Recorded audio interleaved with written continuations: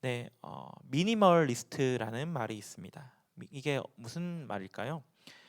자신에게 불필요한 물건이나 이런 일들을 줄여서 자신이 가지고 있는 것에 만족하면서 살아가는 사람들을 지칭하는 말입니다. 우리는 큰 무엇인가를 가지기를 원하고 또 이제 그곳에서 만족함을 얻기를 바라죠. 하지만 그런 큰 것을 가지고 만족을 얻기를 원하는 것이 아니라 소소해 보이지만 확실한 것, 작은 그 행복에도 우리가 기쁨을 누리는 것, 이런 것이 또 미니멀리스트로서의 삶이 아닐까 싶습니다. 우리에게도 지금 당장은 불필요해 보이지만 조금만 다시 생각해 보면 이건 참 필요가 있을 것 같고 쓸모가 있을 것 같은 내가 가지고 있는 것들이 있을 것입니다. 우리 여러분들은 그런 것들을 버리는 일이 쉬우십니까? 아니면 그런 것들이 어렵습니까? 저도 저의 그 이제 집에, 물론 이제 제가 지금은 자취를 하고 있지만 본가에 가면은 집에 이제 책상 같은 곳에 내가 버리지 못하는, 하지만 이제 큰 쓸모는 없는, 뭐 이렇게 얘기해도 될지는 모르겠지만 그런 것들이 막 쌓여 있어요. 여러 가지들이 많이 있습니다. 뭐 예전에 뭐 받았던 편지라든지 뭐 선물, 이런 것들 중에 내가 쓰지 않는 것들, 그런 것들이 이제 막 언제 썼는지도 알지 못할 정도로 오래된 채로 그 책상에 꽂혀 있는 것을 보곤 합니다. 우리는 이제 뭐 가진 것들을 많이 줄이려 하고 큰 욕심을 부리지 않으려고 뭐 노력하는 분들도 있을 거예요. 하지만 그것이 쉬운 일은 아니에요. 우리는 조금 더 많은 것을 가지고 싶어 하고 조금 더 많은 것을 가졌을 때 내 마음 가운데 여유가 생긴 것 같은 그런 느낌을 받기도 하거든요. 어, 저도 가지고 싶어 하는 것들이 많이 있어요. 물론 대부분들이 이제 뭐 의식주에 관련된 것들이긴 하지만 그런 것들만 보더라도 내가 가진 것을, 그리고 가지고 싶어 하는 것을 포기하는 것은 쉽지 않구나라는 생각을 종종 하곤 합니다.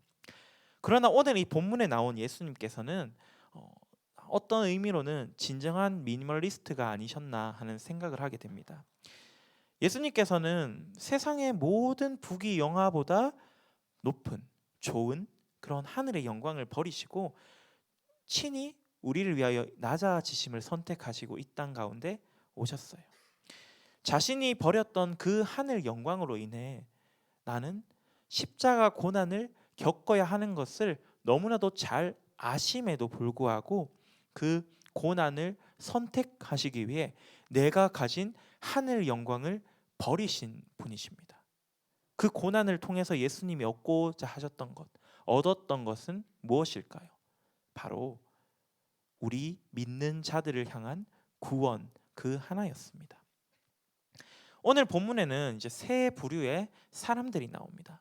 첫 번째는 대제사장들과 장로들, 그리고 두 번째는 그들이라고 칭함을 받은 이스라엘의 백성들, 그리고 세 번째는 이제 빌라도입니다.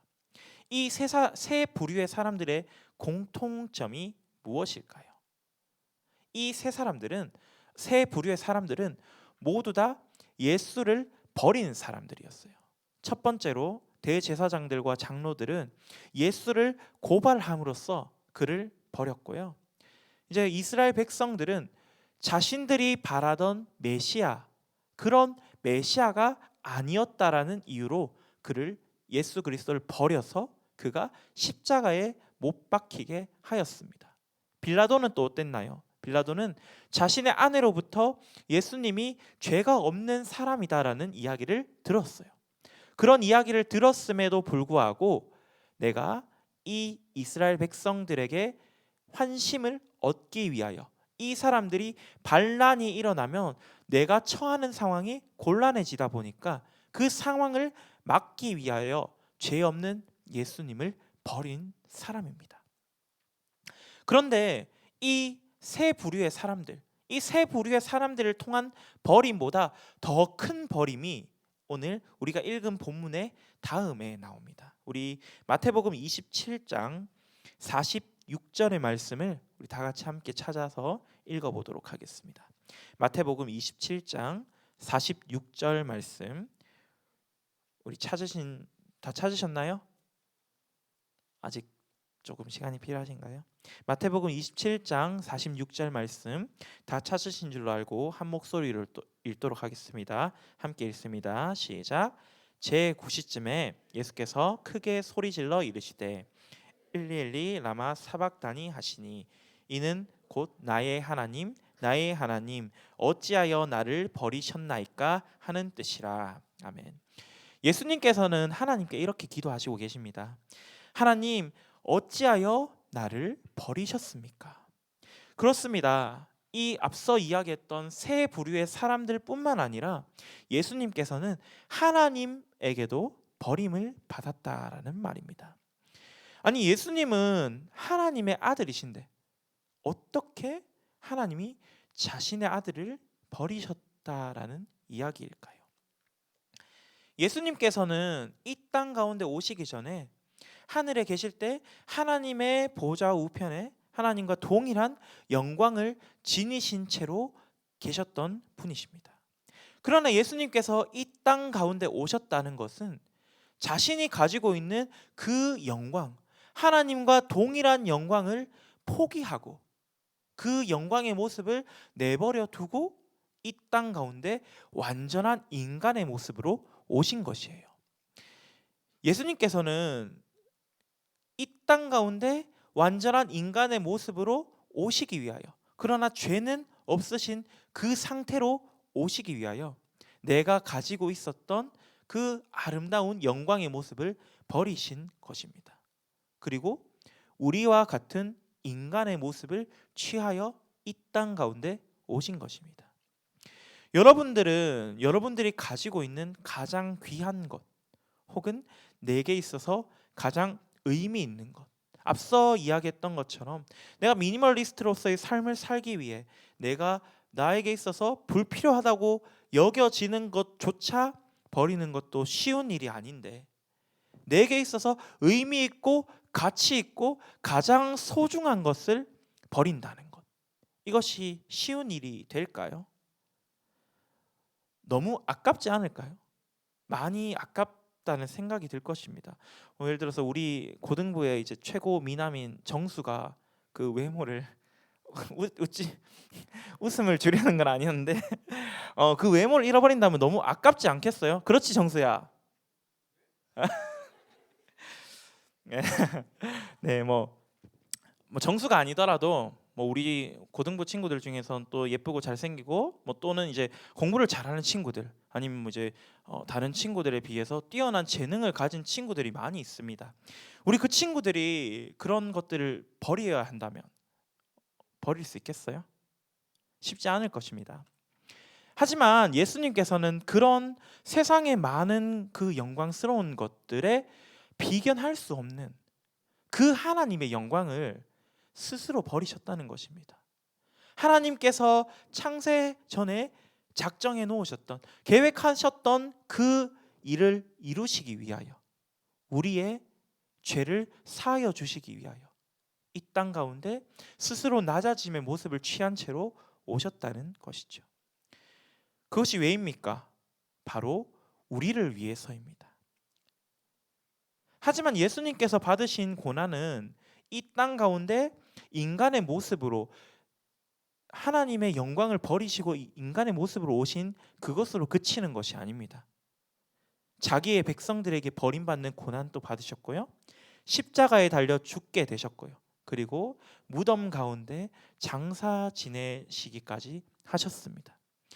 이런 예수님의 낮아지심의 모습, 예수님께서는 하나님과 계셨다면, 우리 인간을 위하여 이 땅 가운데 오지 않으셨다면, 우리 이 죄인된 인간들의 죄를 사하여 주시지 않으셨다면 이런 고난, 이런 낮아지심을 겪으실 이유가 없었어요. 그럼에도 불구하고 예수님께서는 그 하나님의 영광, 그 하나님과 함께하는 그 영광을 버리고 이 땅 가운데 오신 것입니다. 이 낮아지심은 분명히 우리를 위한 것입니다. 다른 어떤 것들을 위함이 아니라 오직 우리를 위한 낮아지심이었습니다. 바울은 로마서 5장 20절에서 율법이 들어온 것은 범죄를 더하게 하려 함이라. 그러나 죄가 더한 곳에는 은혜가 더욱 넘쳤나니라고 말하고 있습니다. 이 시간 우리의 죄의 모습, 우리의 삶의 모습을 보면 죄가 너무나도 많음을 알 수 있어요. 우리가 한 주간 삶을 살아왔을 때, 우리의 삶을 돌아보았을 때 죄인된 모습, 죄된 모습, 그렇지 않은 모습을 찾는 것이 빠를까요? 아니면 우리의 죄된 모습을 찾는 것이 빠를까요? 우리의 그 죄된 모습, 죄인된 그 모습을 볼 때, 그 모습을 보면서 우리는 이 죄로 인하여 죽을 수밖에 없는 존재라는 것을 알게 된다는 것입니다. 무엇으로? 율법으로요. 성경의 말씀을 통해서요.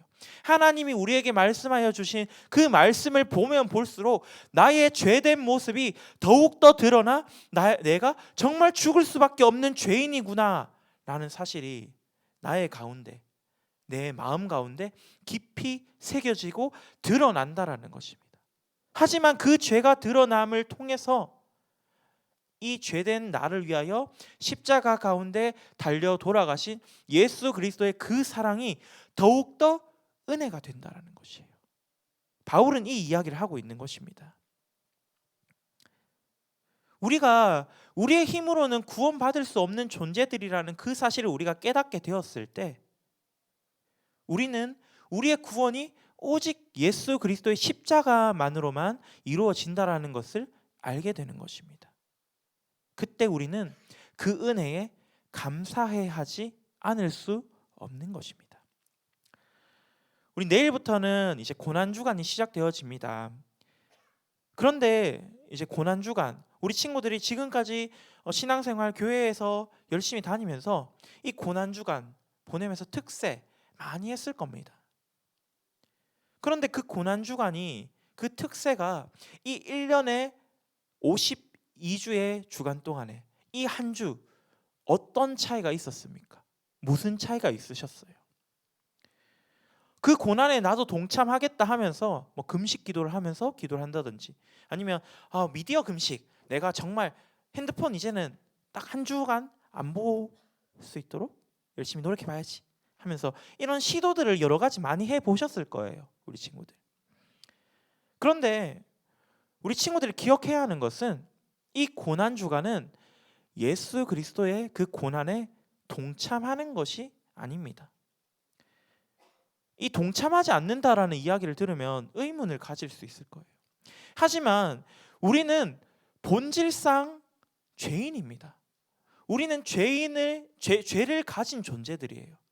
그런 죄를 가진 존재들이 고난을 받고 형벌을 받는다는 것은 다른 누군가를 위해서 또 예수님이 하셨던 그 모습을 함께 할 수가 없는 거예요.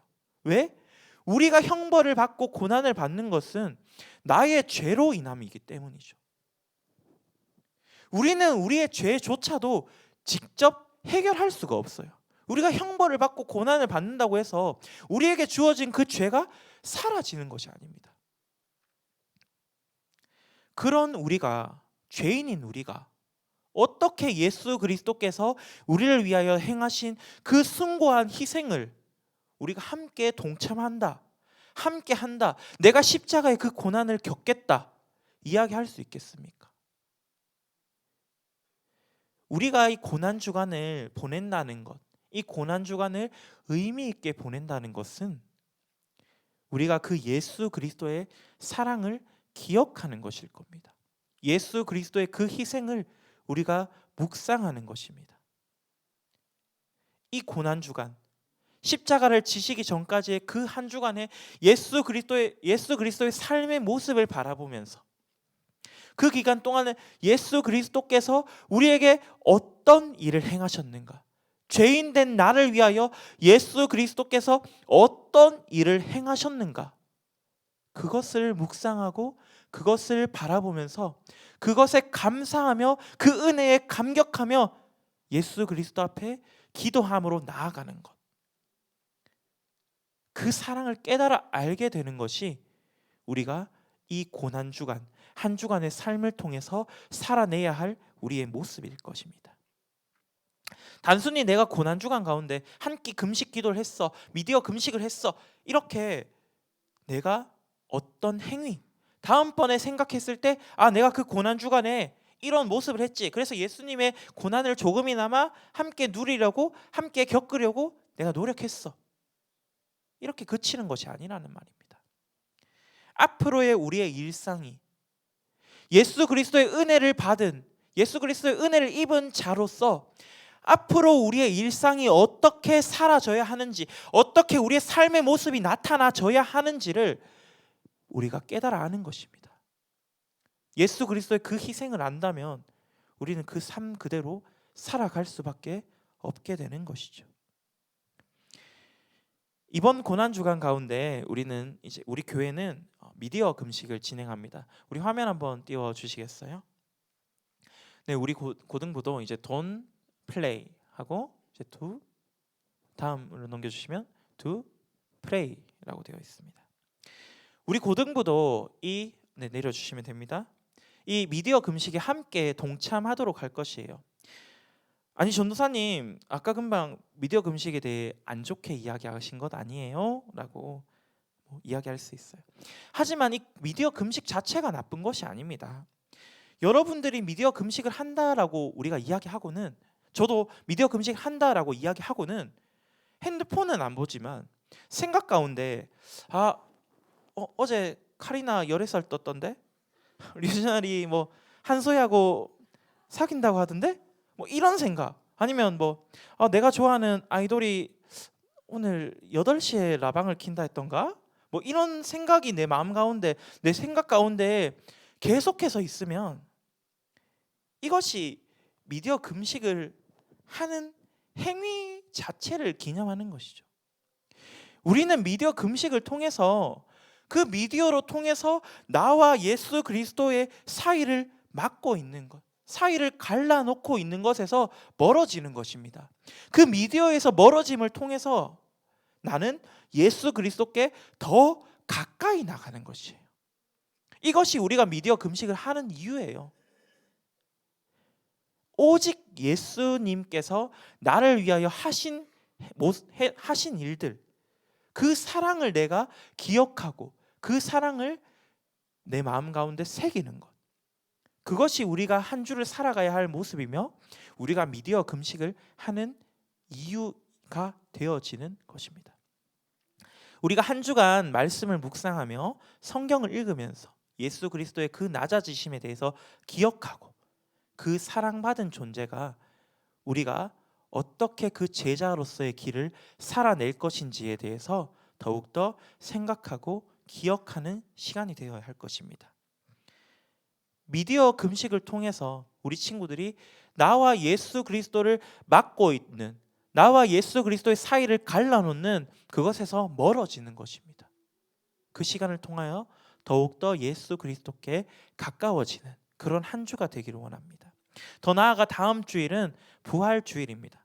우리는 그 부활의 기쁨을 누린 자들답게 예수 그리스도의 그 사랑의 완성인 부활을 생각하고 그 부활을 우리가 묵상하며 나아갈 때 우리 가운데 더욱더 큰 은혜가 넘쳐날 것입니다. 이 고난 주간, 한 주간을 정말 하나님 가운데, 예수 그리스도의 사랑 가운데 거하면서 그 사랑을 더욱더 크게 누릴 수 있는 우리 사랑하는 파워 고등부 친구들이 되기를 간절히 기도합니다. 이 시간 기도하도록 하겠습니다. 기도하겠습니다. 살아계신 하나님, 보잘것이 없는 우리를 위하여 하늘 영광을 버리시고 이 땅 가운데 가장 낮은 자의 모습으로 친히 찾아오신 하나님, 우리가 하나님의 그 영광, 그 사랑을 깨달아 알기를 소망합니다. 이번 한 주 고난 주간을 맞이하여 온전히 하나님만 묵상하며 하나님께 집중하여 하나님의 은혜를 구하는 우리 되게 도와주시옵소서. 그리하여서 예수 그리스도를 닮은 모습으로 제자의 길을 걸어가는 우리가 되게 도와주시옵소서. 감사합니다. 예수님의 이름으로 기도합나이다. 아멘.